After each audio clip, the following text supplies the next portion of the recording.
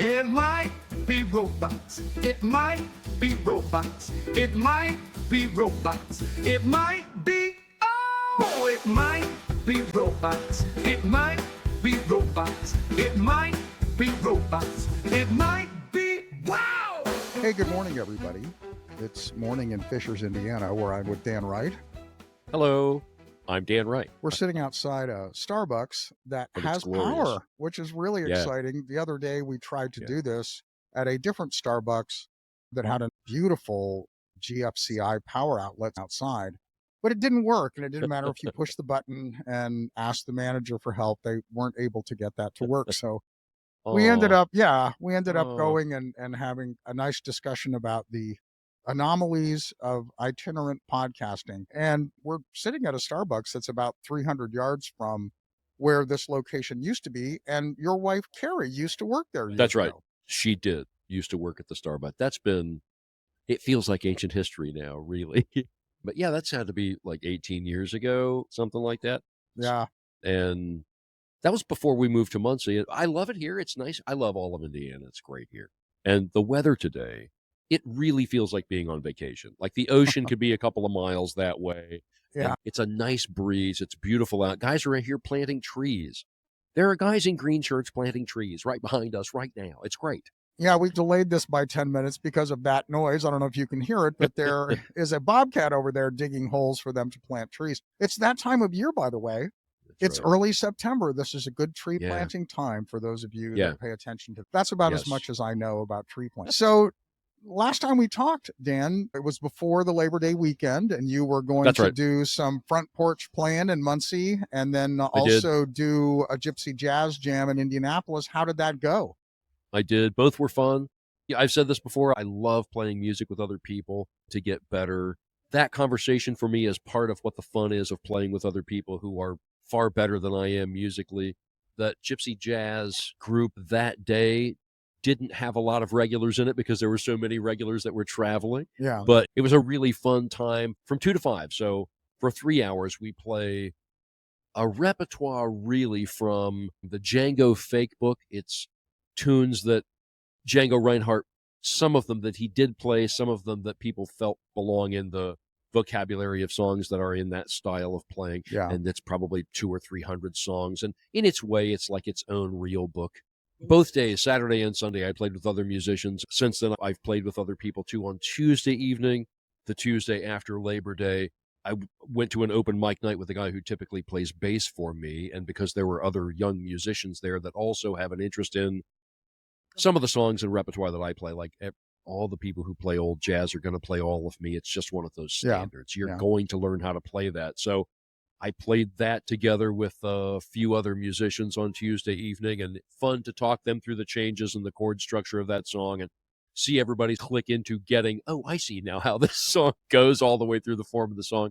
So it was just marvelous. And I think there were 5 or 6 ukuleles, 3 guitar players, and an upright bass player there. And a young man brought his electronic keyboard, and so there was that as well.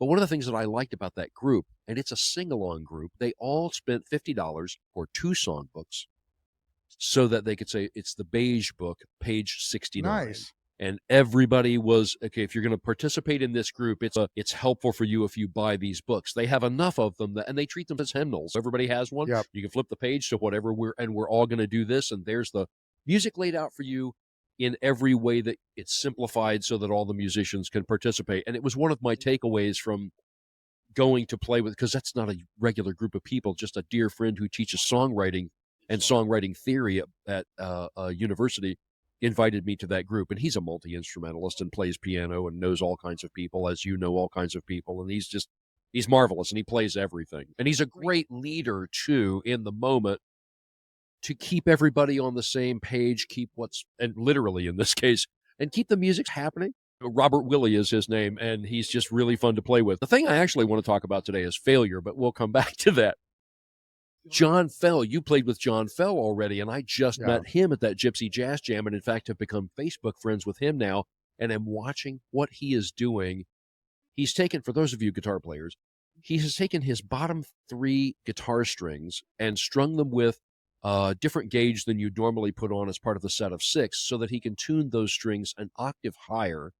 So he's getting some very close chordal toning in how he's manipulating the chord tones on the fretboard. And it's just, he's great. And I love that he's that experimental, and how, I'm going to make up a word because I need it, how soundful his music is. It's charming. Good on you, John Fell, for playing that way and for even thinking to do that to your guitar. And I got to play with him at that Gypsy Jazz Jam. Yeah, it's been a really tremendous musical weekend. Yeah, I met John in October of 22. We were together on a gig with Mike Kessler and Fred Withrow. This is before John started doing that tuning with his guitar. Right? It's a very cool sound. He described it to me about a month and a half ago as harp-like.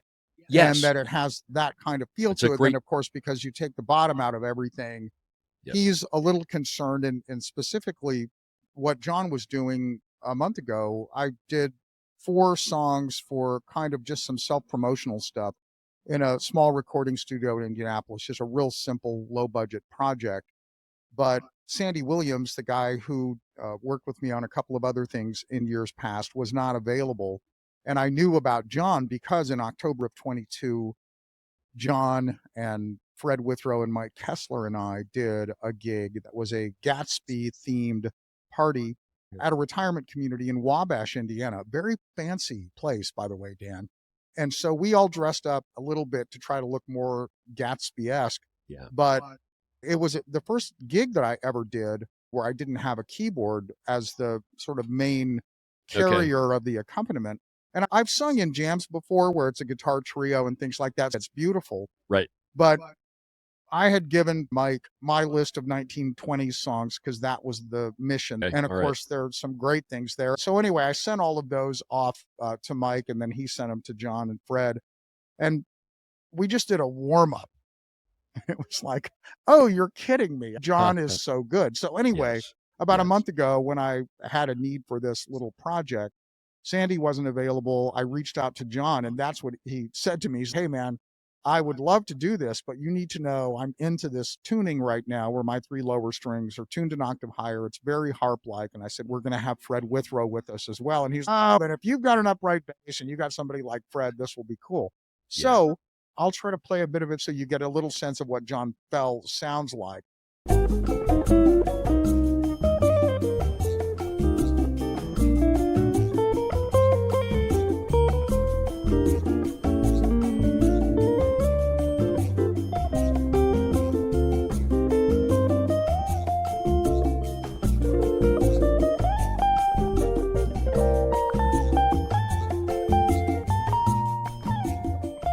He's got a really interesting style and sound, and he's very good.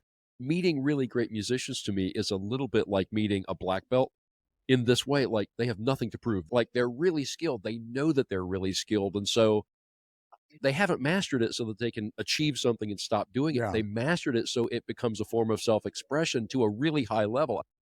People will ask the question sometime, who's your favorite such and such, or who do you think the greatest such and such is? And at some point of mastery, it's a silly question because they get so good that they're doing unique things that nobody thought to do with how they're voicing the instrument and how they're approaching the music and all, how they're arranging. And so yes, boy, is he something. Yeah. What you are talking about with the people reach a certain skill level, and then how do you put the greatest of any players in a list? Maybe a year and a half ago, I was going to the AI to ask it about the greatest of these kinds of players, jazz players. So asking about how it gets lists that people have created for their top 10 all-time great saxophone players in jazz or piano players or whatever. And over again, what those lists yield, if it's somebody that really knows what they're talking about, is they will highly qualify their list by saying, there is really no way to call the best of the best. Right. What you can say is these people achieved a certain level of mastery and success and had styles that you often can recognize from a recording without knowing who they are. And so Ahmad Jamal would be a good example of that as a piano player, or Oscar Peterson. When you hear something they've recorded, that's probably who that is, or it's somebody that's emulating that style. Right. But Right. yeah, it's a pretty interesting thing, the idea of trying to categorize the best. What you end up doing, I think, is finding people that found their own way to do what they do, in part because they know there's already a Miles Davis. I'm not really going to try to do that. There's already been a fill in the blank on anybody that's one of the masters. And to your point, the qualifying what you mean by your list of choices really that's I think that might be the art of the curation of Yeah. the experience. If you're sharing that Yep. music with somebody else, what's the qualifier here? If we're just sharing blues, it's going to be this group of guys. If we're just sharing jazz, it's going to be this morning. Before you got here, I was watching a man describe I think it was built in the 20s, but it was a gigantic Gibson series that only 4 of them were built. And it was built for a performer that used to perform with Eddie Lang as a guitar player. Do you know that name? I do. Oh, good. And that this guitar was that player, and forgive me, I don't remember his name. If you said it, I remember it. That he had the low, typically E string to that tune to B flat, and he was doing a tuning of a fifth above that for all the strings. So he was getting some really low ideas on the instrument, but nobody plays like that because only a few people even can. And they said he's getting to some tonal ideas that sound like a 7-string guitar, and it's because he's got that lower bass in there than the E string even can allow for. And I just and because of a guitarist, I think his name is Jonathan Stout, that he sounds like Eddie Lang. He's the closest to what a modern day Eddie Lang might sound like, because he is moving the voice of the song in choral sort of ideas around the fretboard of the guitar, and it's just really good and just enough swing to be swingy at the same time. There's a mastery on display there of the guitar, and it's just marvelous to listen to those guys who are doing things, to me, in that sort of genre of the old style jazz. I really like that. Yeah, jumping back to something you said a minute ago about the Django Reinhardt fake book, it would be interesting to look through table of contents and see what's similar as far as in a regular fake book.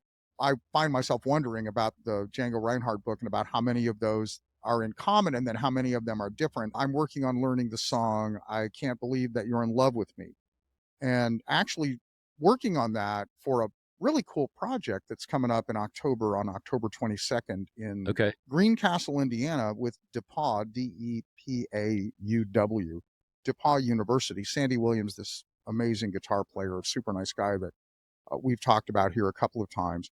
He's a teacher there. He also teaches at IU Jacobs School and a couple of other places. He teaches jazz guitar.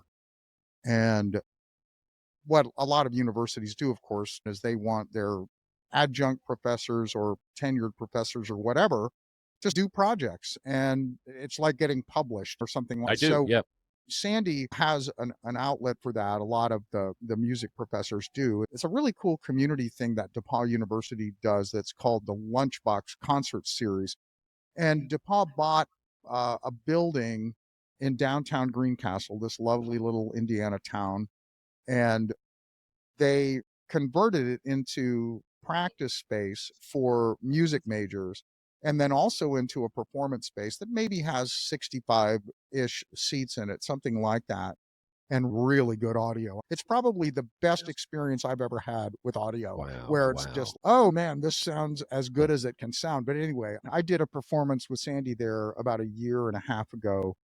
That was the CD that we did together. We did that as a public performance there. And what DePauw does with the Lunchbox series that's really cool to ensure an audience is they serve free lunch to retirees. And so it will get put in the newspaper that this is the next Lunchbox concert, and that the first X number of people that show up that are above the age of 65 get free lunch. And there's a buffet table at the back. So everybody eats and then sits down. And what a great idea. It is great. They don't make you stay. But anyway, it was that venue. And then when we did that, it just went really well. And it was super fun. And we got a lot of great feedback. And Sandy is probably jaded on getting great feedback because he's been doing this for a while at some scale. But and he is great. Yeah. He was telling me a story about when Michael Feinstein was doing, this is years ago, they were doing a gig at the Palladium, and they were covering Fly Me to the Moon. Right. So there's a recording of Fly Me to the Moon that Michael Feinstein had done, where he had done the arranging, and there was a very specific jazz guitar part. Okay. And so Sandy learned that, that was Mr. Feinstein's request, but they ended up putting video of that on YouTube. And Sandy said, I didn't know it at the time because there was a lot of pressure for him to do it exactly the same way. He said, I didn't know it at the time, but if you watch the video of me on YouTube, my hands are trembling, which is really, it's funny to think about a guy like him being in a situation where his hands would tremble, but he's a pro. But anyway, he wrote me about a week ago and he said, hey man, I'm getting the band back together. At the last one we did, it was just him and me. This time we're also going to add a bass player, the great Jack Helsley. Interesting little side note. I think in the first podcast, we talked a little bit about the Central Indiana connection to the jazz universe and to some of the people that have come out of Central Indiana. Wes Montgomery is probably the one that everybody knows the most, or Freddie Hubbard, of course. Right. And then if you expand beyond that into the songwriters, we mentioned Cole Porter and we mentioned Hoagie Carmichael. Hoagie Carmichael. Thank you, Dan. Uh-huh. So anyway, in that universe, there are other performers that have come out of Central Indiana. I think I mentioned that the Ink Spots started as a group in Central Indiana. So did the Four Freshmen. The Four Freshmen is a vocal group influenced by vocal jazz performances and recordings that were getting to the top of the pop charts. Okay. What decade would this have been? 1948 is when the Four Freshmen first had their, what they think of as their formative recording and established group. So this is post-war. People are still dancing. Right. It's all still the swing era and all of that music. They started as a barbershop quartet, and they started doing these other standards and these harmonies. They had a name as a barbershop quartet, and then it changed to Four Freshmen. And the Four Freshmen for decades, in fact, there's still a version of the Four Freshmen out there to this day. You can look them up. They've maintained that brand. Yes. And they're continuing to bring new young men into that group. Right. So anyway, one of the original founding members of that group is a guy named Bob Flanagan, and he's from Greencastle, Indiana. So what Sandy wrote to me a couple of weeks ago was, we're going to do a Four Freshmen based gig for this Lunchbox concert series. And what really we're going to do is just choose some of the standards that the Four Freshmen did. He gave me two of them. One of them was It's a Blue World, and one was a Cole Porter song called It's All Right With Me. And then in addition to that, I just sent him a list, chose the keys and things like that, but sent him a list that included I Can't Believe That You're in Love With Me. And just coincidentally, when I went to iReal Pro to get that chart, the two iReal Pro versions that were available, one of them was a Gypsy Jazz style chart. But anyway, I'm saying all that because you were mentioning the Django Reinhardt fake book, and I wonder if I Can't Believe That You're in Love With Me is in there. A lot of the things that show up in there, Django was playing a lot of the stuff that had its birth in that New Orleans jazz and Fats Waller's work, like Honeysuckle Rose is one of those. I bet you're not 20 songs into the repertoire of what you're going to learn to play as a Gypsy Jazz guitarist anyway before you're going to come up against Fats Waller's work and Honeysuckle Rose in particular. But there's a lot of it. And I bet you'd recognize a lot of the songs in it. It's one of those circumstances where people want to get airplay. You know what I mean? Django wants to get recordings out there to the world, and especially in 1930s, as this stuff is really starting to surge. We talked about this. Somebody walks into a gig and announces that they're only going to do originals, and you can watch the people run for the exits unless there's somebody of note.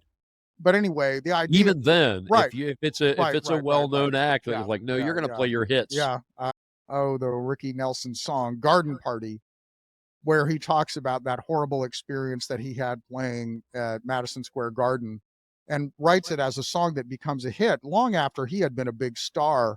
But one of the phrases in that song is, if you go to a garden party, I wish you a lot of luck, because if memories are all I sing, I'd rather drive a truck. And he got booed because he was trying to do originals and not his Ricky Nelson hits. And so you have this audience at Madison Square Garden that's expecting Ricky Nelson to come out and sing his songs, and it goes badly. And by the way, the song, That's Why I'm Here by James Taylor, is a sort of other way to look at that scenario, Right. where he says, pay good money to hear fire and rain again and again and again. And he talks about the people that he sees. He says, some are like summer, coming back every year. Got your baby, got your blanket, got your bucket of beer. I break into a grin from ear to ear, and suddenly it's perfectly clear. That's why I'm here. And that's a very different take on it than Ricky Yes. Nelson's. And interestingly, James Taylor's, which was happy and good news, didn't go anywhere as a hit, but Ricky Nelson's Angst did, which is, I think that's something about the human condition maybe there, Dan. I don't know. That might be a nice segue into what I actually want to talk about today and never stop talking about, which is the importance of failure in your creative development. Right. I think being comfortable with failure and understanding the incorporation of failure into, you don't get to a certain level of expertise unless you really understand failure. And in fact, I was thinking about this driving down. This is the whole shift away from music, really.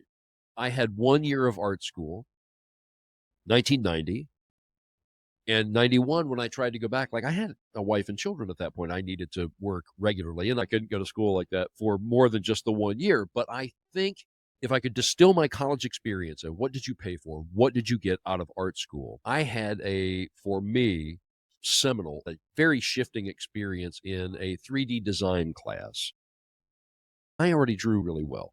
I had that language under my fingers already. I knew how to look at something and recreate that on a piece of paper. But in this 3D design class, the assignment was building a three-dimensional object out of mat board, and it was free form. The mat board didn't have to be modular. You had to create something that was a particular size. And I drew out what I was going to make with these pieces of mat board. I designed a three-dimensional thing that I was then going to manufacture. And I had hours into doing this. I had drawn it from multiple directions because I understood an idea of orthographic projection and drawing of multiple sides to figure out what the three-dimensionality of this thing looked like that you were going to make up. I had that language, and so I drew this out, and I brought my work into that classroom, and I was sitting there working on this, and I had my drawings out, and I had my project out, and Mr. Weber, Mr. Art Weber, who was probably pushing 80 then, he walked over and he just looked at what I was doing, and for a long time was silent, and he looked, and then finally when he engaged me, he said, "No, Danny, no." "What do you mean, no? This is marvelous. This is no." He said, "I don't want you to know what this is supposed to look like before you make it." And it was one of those life-shifting moments creatively for me. As I say, I think I could condense why I paid for college to that experience because, oh, wait a minute, I now have a language to describe. I am going to, with the expertise that I have developed, respond to that first move that I have made with what my next move will be and see if I can make up something that all hangs together without the planned idea at all, really. Wow. And I will classify that as a failure, but a really good failure. And this is the button that I keep coming back to. I have said this to so many young students. I think one of the reasons why the creative arts are so important, and however that comes out for you, whether that's in an art that has a two-dimensional show and tell, an idea like a painting or a drawing or even a video, or whether that's music or whether it's writing, whatever that is for you, if you're not surprised by the work and if you can't embrace a failure in that work, then your work, to me anyway, is always going to suffer from a particular level of mediocrity because there's no surprise in it. You have planned the life out of it. My wife is fond of saying, you've polished the life off of that thing. It has to have some breathing space. You have to be surprised by what this thing is and approach it in that way with a freshness. Of course, you want to get good enough to be able to, in the moment, be well composed and play along. But the embrace of failure in the process of getting to your expertise, I can't value that enough in conversation with people. Failing well. The creative arts offer the best opportunity to fail well, to learn, oh, here's one of the ways it won't work.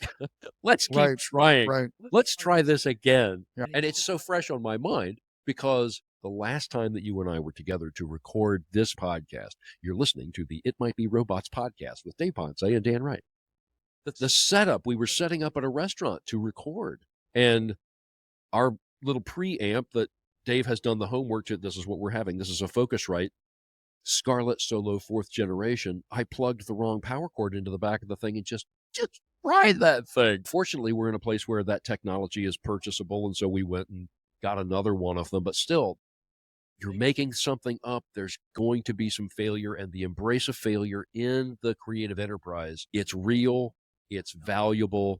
You grow in your expertise by experiencing that. And I'm almost 60, and it just has grown for me, like multidisciplined expertise. It's going to come with failure that you never expected. One of my favorite anecdotes is you told me about this. We have a friend in common. Dan knows him way better than I do, but he is a fine artist and also an artist that really his skill levels and his success levels cross several different media. His name is David Slonim. And David, in addition to being a fine artist who moved from, I would think of it as, I don't know, representational style into fully abstract style over the last 15 or so years. He also is a children's book writer and illustrator and is amazing. One of his earliest big successes was a book for which he did the illustration that was called Moisha's Miracle. Yeah. And that was turned into an animated PBS feature. But he's a Rhode Island School of Design grad and has succeeded at extraordinary scale. And look him up, man. I mean, his work is amazing. And buy some of his paintings. Right. You won't be sorry. He just showed one on LinkedIn last night. I saw that is just breathtaking. I am more of an aficionado or fan, whatever you want to call it, of modern art than a lot of other styles of art. And his turn toward that has just been so interesting to watch. And really did that he drove a stake in the ground and said, this is really my passion in art. After succeeding incredibly well and having placements of his work of other style in major galleries. It was the last economic downturn, actually. The canary in the coal mine during economic downturns is fine art. All of a sudden, those things don't have the same kind of value. People aren't really paying as much for them. The valuations of them change pretty dramatically. And so in that pause, David just said, I'm going to follow my passion, actually, which is modern art. So anyway, talk about what he does or did at the time anyway to illustrate a page in a children's book, what his process was, Dan. David will go through and draw every page of a children's story as a thumbnail, as a sketch, but will do probably 10 to 24 watercolor or quick, very watered down acrylic paintings to figure out flow and eye movement around the composition as the story unfolds, and is thinking of color tonality. One of the things that I think that Vince Gilligan did such a great job in Breaking Bad of was the idea that color plays a role in the story space.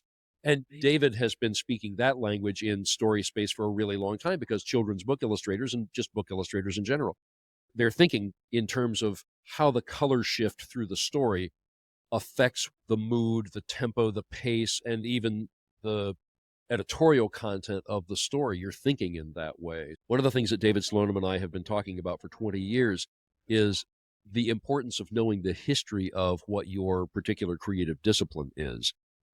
You know the history of the songs that you will curate for a performance, and it's even part of the entertainment value of what you are offering to an audience and sharing with them is that very history.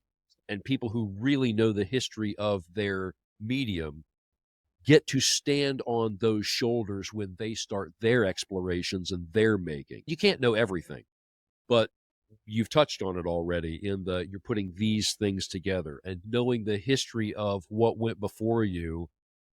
It's another invaluable piece in making anything up. And so part of the reason why David Slonim is exploring those things on the page is because that's how you do it if you want to get to a greatness. Right. There's a lot of behind the scenes things that you just don't see. When I was doing my own cartoon strip, the sketchbook was the place where all of the ideas were the freshest. You redraw all of those things to make the final presentation so it's reproducible to an audience.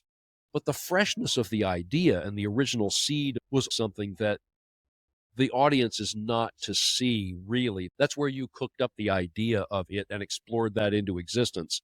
And so the behind the scenes, it's like practicing. It's like Yep. doing your scales. It's exactly the same thing as vocal exercises. So all of that expertise, I think, comes with the rote, the doing it, but also the studying of what were the greats even studying. And these days, I enjoy reading a biography of somebody that really had their creativity and creative output dialed to a particular level. I like reading what they were exploring. Da Vinci's book on painting, it's in one of my bathrooms in my home because that's great to read. Just you want to hear what that guy had to say. By the way, here's a joke about Da Vinci. It's said that Da Vinci's greatest painting is the Mona Lisa. Do you know why it's said that Da Vinci's greatest painting is the Mona Lisa? And the answer is because Da Vinci said that was his greatest painting. And who are you to argue Right. with Da Vinci? Right. And that guy even has, you can see in some of his older drawings, he was exploring. He got better as he went because of what he was doing. Yeah. What I was getting to with David Sloan, and I think you got there, was, and I may be misremembering this, Dan, but that once he got to the point where he had the composition generally figured out, he was going to a fully colored kind of proof and then doing that. I think he said that it took him like 5 times to finally get to a place where he felt like, okay, now I feel like this is ready. Yes. That it was 5 times going through the composition to Yes. color to Yes. and to notice those details. Right. They are his process along the way. Early on, when I was going to jazz jams at the Jazz Kitchen, it was hard to grasp the idea that you're going up on stage without practice. And I mentioned that it's still present for everybody who's a singer that's used to practicing with whatever group you're going to be singing with. But the other thing that I wasn't really as fully aware of, Dan, was a lot of the folks that were getting up as instrumentalists and contributing, they were trying stuff. It wasn't just improvisation.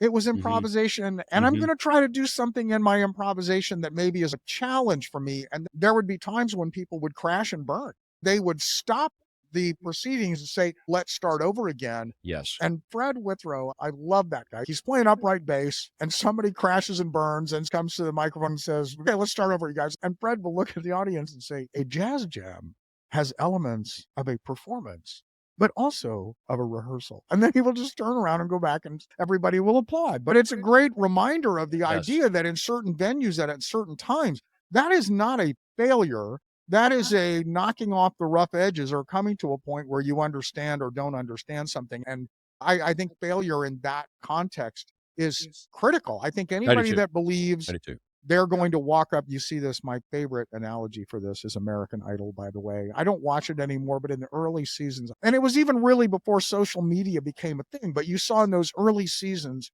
people who, I'll steal this from you, Dan, the first time you talked to me about it, you called them the stars of the basement or something like that. I got that from Tom Spurgeon. Yeah. And it's just such a great notion. But you would see people who were up there singing to try to get on the show, and they would not be well received by Right. Grammy-winning judges. And Right. their eyes would narrow, and they would try to explain to these Grammy-winning judges why they were wrong about them, you know? Yes. And on the Yes. one hand, there are people that have succeeded that have taken that criticism or that lack of understanding of their art and gone, I'm going to show you. And that's valid. Right. But what often you saw was somebody who maybe hadn't worked that hard and maybe didn't have that kind of talent that would achieve, yes, you're going to be in the top 24 that make it onto the show. And their note wasn't, oh, let me go back and work on this. It was, you judges are wrong. Right. And that to me is what I would classify as a failure. Not that you didn't make the show, but that you didn't take the opportunity there when it was offered to you to go, what might I learn here that will improve what I'm trying to do? To your point, it's one of the ironies, I think. If you can't accept failure and that's what you're describing, Right. then you're not going to get any better because you already think that you are great. And I've encountered those sort of artists that gets reinforced for them by well-meaning people who don't want to say, you know, I understand that this is your best right now, but it's not quite good enough because here is the standard and you aren't meeting the basics of the standard. Here's a great Banksy quote.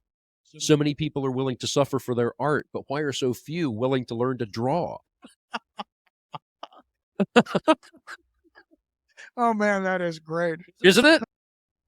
What a great left turn. Man, that is wonderful. Oh man. Really funny. Let's just have the podcast be Banksy quotes from now on. Man, that is just great. But yeah, so anyway, somebody's mowing the lawn. This reminds me, Dan, of our Leave It Green podcast days when we were podcasting from the house that I lived in Yes. about 5 miles from here Yeah. while the lawns were being developed. And this is what it was like constantly. And we'd be like, it's time to go get coffee because they're mowing. Anyway, let me just say this because he's driving away. The thing that's happening in AI right now, and I'm at that point where I'm really in the news feeds with visual art, it is becoming part of the AI programming to build in tools to let you edit in a way that is non-destructive. So we said the other day talking about this, if you go to Midjourney or Dolly or one of these and you go, here's the prompt, and you ask it for 4 versions of that, they'll have some similarities. But if you don't have the seed number, then you're going to get something similar, but it's not going to be like that thing that you liked with one little change. Now what's happening is the AI latecomers are now saying, okay, you've got that. How do you want to change that? And it's letting you have sequential screens, including vectors. And this is not Illustrator. Sequential screens where you go, now that you've gotten to the art that you like, do you want other elements in that same style? And so if you're designing a group of icons or something like that, this gives you the ability now to have that kind of design. All right, the mower is so close to us now that I believe this is a fail, but that's how this works, Dan. We'll see. It's a fail, perhaps, and we'll re-record it if we have to, at least the last 5 minutes. But in case it's not, you've been listening to the It Might Be Robots podcast with me, Dan Wright. And Dave Ponce, and we are in Fishers, Indiana, watching a guy in a grasshopper lawnmower do his thing. Yeah, September the 5th, baby.